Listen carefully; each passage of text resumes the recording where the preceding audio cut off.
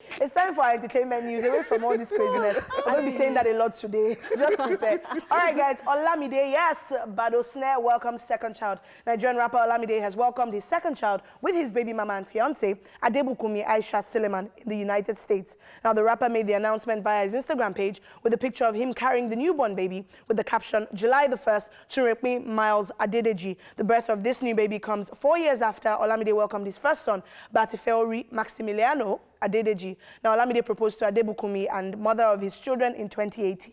Okay, you wanted to say something? You're not sure if they're still engaged? Is that what? I don't think they're still engaged. So they've done marriage low-key? Low-key. That's okay. what word on the street, so I heard that actually. I like that. Exactly. So the one that they told us last is that they're engaged. I really like the fact that Olamide has been with her for a very long time, even before the birth of the first child, right from university. They've been together and they've been working, and they have grown together. That's amazing. You don't really see that in a lot of celebrities, musicians, especially nowadays. And not to throw jabs at anybody, if people are wondering why Olamide has stayed, relevant and he's been consistent and he's been doing music, it's because he has been able to stick with one woman. Some people, it's to understand. OJ. Some people, when you are sharing your blessing up and down, you do want each one down, go. Arike and Amanda, OJ and I might have a bit of tea, but we'll give you after the show. OJ, what else do we have in the Nigerian news? Wow, I don't have any tea. Don't set me up. OJ is the one that gave me the tea to drink. We'll drink it after the show. Anyways, moving on to our next story. Kaffy condemns Naira Marley's new dance. He has Guinness World Record holder and Nigerian dancer Kaffy has come out to condemn a new dance step pioneered by singer Naira Marley. The dance step, which is called Soapy, is one that mimics a man masturbating. Yes, Kaffy took to her Instagram page to state her disapproval, writing, and I quote, "This is a no. # my opinion. As dancers, we should also speak for what is right. We shouldn't encourage this for the sake of trend, especially when it's not even censored away from kids. As an adult self, it's offensive. # rubbish," end quote. She further put out a post saying, and I quote, "I'm sorry, but I can't take this. In the history of Niger dance, I have never seen a more disgusting, immoral dance like this so-called Soapy. It should never be encouraged. I'm really disappointed," end quote. Naira Marley is in the news for something controversial, as we all know, ladies. Yet again. Honestly speaking, I'm really with Kaffy on this one. Same here. Because in the bid to say, okay, we're dancing, we're forming trends, people are learning stuff, and Naira Marley obviously is a huge influence on the youth. And right then about you make this kind of thing as a dance, so a young guy can walk up to a young babe and just start doing, and then it's like, what are you doing? And it's like, we're just dancing. It's just a dance. Soapy, like, nah, I'm really with her on this. It's actually disgusting. It is really disgusting. I haven't seen anyone do it, but the thought of it alone is just disgusting, and I think I'm with Kaffy on this. I have a few things to say on this. The first is, so let's break it down, right? So you guys know Naira Marley was in jail. Yeah. And then he came out, and there's this joke about jail, about dropping the soap. Yes. I got that's it. where the inspiration came from. So I remember our music journalist, Joey Akan, he had put up a post, I think it was last week, that, this is Soapy dance, I'm still trying to learn it, but I've failed, I can't do it. And then he comes back days after, and he's like, yo, you guys, so this Soapy dance is actually, and then he broke down the jail thing and, the soap thing. I can't get into that because daytime TV, and he was like, this is so disgusting. Now, this Kaffy thing, people have been saying, okay, on the scale of morality, you didn't speak out against twerking. Corner. And one corner, exactly. Because one corner is very similar to that. In a corner doing funny things. And so it's like, okay, one corner twerking, and then you're shouting about a masturbation mimicking dance. Like, so are we just speaking? So the opinion is divided right about now. Even like a dancer, Pinky Debbie, was against what Kaffy was saying. Like, why are you speaking now? You didn't speak against other dance step. Why this particular dance step? Then other celebrities are in support, some are against. Fans of Naira Marley are against. Like, they are in support of what Naira Marley is doing, obviously. They said, if you don't like it, it's a dance step for our song. Go and dance your own dance and listen to other songs. To be honest, that's a very bad way of viewing things, because you say if you don't like it, go and find another dance step. But the truth of the matter is, you mentioning twerking just now made me just realize how my mind has been sensitized to think that twerking is just a dance. It's actually not just it's just not normal for you to just stand and start moving your bum up and down. It's not actually normal. But it didn't start from Nigeria, one. Two, it's not been put in our faces like, oh. It hasn't? No, you don't understand what I'm saying. It's not like surprise. It's not like a trend. It's not like the way you want to struggle to dance shaku shaku. It has been a trend. Was it not 2 years ago? For a really long time. That's what I'm saying. It didn't start now. Yeah. Okay. Do you understand what I'm saying? And it didn't start from just Nigeria. And that I agree Do you understand what I'm saying? That I agree with. It's if you're to look at it, you're like, I'm a bata dancer. So in bata dance, there is a part of it where you go down and you're shaking your bum. But it is traditional. It is a traditional dance where we have all our moms doing all the whole shaking. It doesn't mean that we are the ones that have called it twerking because now we know what it's called. But at the time, it was a cultural dance. You start okay. The cultural dance is not the same as can never ever. I will not sit down here and allow you equate the waist moving in bata. I'm not saying the waist moving. I'm not saying it is the same thing exactly. But I'm saying shaking of the bum while dancing. Waist. It started from the cultural dance thing. Yeah, but because even when you were growing up, you would do all this shakiti bum. Did you do it? But it's very different. When you're twerking, you already know the kind of things you're going to use to twerk. You're usually using very see-through stuff. You're using it's more of a seduction type of dance than a cultural dance. So it wasn't this intense then. That's what I'm saying. I'm not saying twerking. We used to twerk as bata dancers or olden days. We used to twerk. I'm not saying it is what it is. No, I'm not saying twerking is cultural dance. I'm just saying the movement of the bum while dancing. So that's why most people do not think, twerking was so much of a big deal because, before when we were kukuma doing our cultural dance, we shake bum. But this one, at what point did men start, come on, it's disgusting. Osha in the club, ew. OJ, you're a guy, you just be yeah or nay? Hell no. Okay, awesome. Moving on. All right, guys, moving on to the foreign scene. R. Kelly's lawyer wants R. Kelly's ex-wife jailed or fined for slamming singer in public. Now, this is juicy and interesting. R. Kelly's lawyer wants R. Kelly's ex-wife, Andrea Kelly, fined or jailed for the comments she has been making about her ex-husband in public. Now, according to R. Kelly's lawyer, Steve Greenberg, Andrea Kelly is supposed to be bound to silence by the terms of her and R. Kelly's 2009 divorce decree. Now, Steve Greenberg is said to have filed a motion asking a judge to fine or jail Andrea for breaking a confidentiality clause in their divorce agreement. Now, it is reported that the terms of the 2009 divorce settlement state that R. Kelly and Andrea are not supposed to take jabs at each other. However, in his motion, Steve Greenberg stated that Andrea broke the agreement by appearing on countless media outlets, disparaging R. Kelly and making accusations and charges involving him. Wow, okay, well, so there's more on this story, actually, before we talk about it. So now you guys might remember that Andrea Kelly's interviews in the Surviving R. Kelly documentary included accusations of abuse and manipulation during her marriage to the singer. Now, Steve Greenberg also added that Andrea Kelly has been making money from slamming her ex-husband in these interviews and appearances. Andrea Kelly's lawyer, Alison Motta, however, has said that R. Kelly had also broken the agreement numerous times over the years when he talked about their marriage. And in Alison Motta's words, and I quote, "There is nothing that is confidential anymore. Now he's trying to punish her for forcing him to comply with financial obligations. It's just another attempt to punish and control her, this time from afar." Dun, dun, dun. I actually think that's correct. Yes, yes, I actually think that he's trying to control her because here are the things. You have several charges against you for different kinds of assaults, sexual assaults, and whatever it is that he was charged with. And then you're now picking your ex-wife and saying that she broke your confidentiality clause.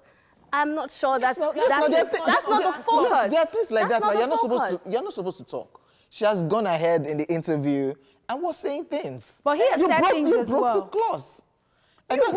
You broke clause. If you two of them, they're even though. So we cannot come from angle, but the angle of that, I almost said, wait. See, this thing is taking me. The angle of that, now I understand what you're saying, Amanda, which is that, look, something more important is at hand. There are sexual allegations against you, and she felt the need to speak up. If you have to do that, he's pulling on like threads. Yeah, but I agree. Nothing. But if you have to go back on that agreement, then what you do is go about it the legal way. So maybe revoke that agreement, so that you can then speak up and help the investigation. So here's my opinion. I think R. Kelly has hidden under this kind of clauses a lot in the past. He has hidden under the settlement where you go to court and there's a non-disclosure agreement and he settles and everything just dies down, everything's under the carpet. Now, in the interview with Surviving R. Kelly, where people are speaking up, Now, you can also say that they are defaming his character, there's no proof and all of that, but they are speaking up because they feel like this is more important than a non-disclosure or than a defamation of character. They're speaking up to say this is who he is.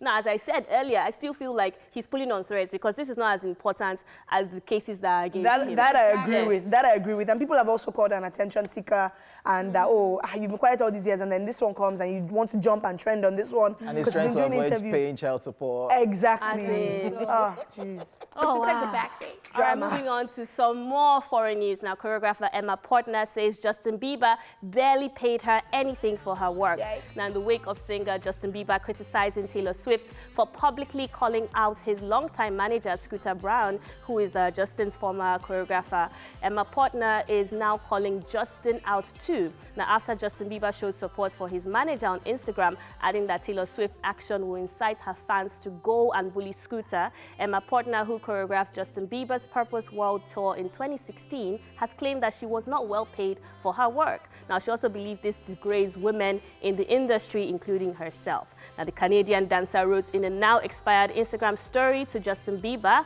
and I quote, "I regret working under your name." Now, she went on and said, "I gave your universe my naive body, creativity, time, and effort twice for the contents that you made millions off of. Now, why I made zilch. I couldn't afford to eat. I was sweeping studio floors to be able to practice my own craft, and the way you degrade women is an abomination." Now, this all came after Justin Bieber showed support for his manager, Scooter Braun, after singer Taylor Swift recently called him out, saying that she was grossed out that he's acquiring the rights to her old music. Now, the pop star wrote online that she's devastated that her master recordings had been sold off to him when he purchased her former label, Big Machine Label Group, in a $300 million deal. Ooh, that's a lot. Now, she wrote, "Scooter has stripped me of my life work and that I wasn't given an opportunity to buy. Essentially, my musical legacy is about to lie in the hands of someone who tried to dismantle it." This story is in two parts. Yes, I was about to say that, OJ. Like, there's so many facets to this. Well, so I do know that she's talking about her six albums being bought over by Scooter. Scooter Braun has money. So that's his, as in $300 million is a whole lot. And now she's saying that allegedly that he has been bullying her for a very long time throughout her career and he's been trying to take her down. And then for him to now purchase her life work is not to her advantage. Awesome. So that's one part. And then Justin comes on Instagram because now Scooter manages Kanye, Ariana Grande, Justin. Justin. Yeah, exactly, and discover Justin. So Justin comes on Instagram and defending him, of course. I mean, you would do that for your manager, right? And then he's like that Taylor Swift is just trying to bully him, as in bully Scooter, and she's trying to incite her fans as well. Because obviously, with such a name like Taylor, if you're saying this, then fans are going to hop on your side. And then Emma Portner, you can take it over from here. She decided to go on social media to call out Justin Bieber that you are not supposed to be shaming a woman. After all what you've done to me, you ripped me off, I suffered for you, we worked together, and you didn't pay me off.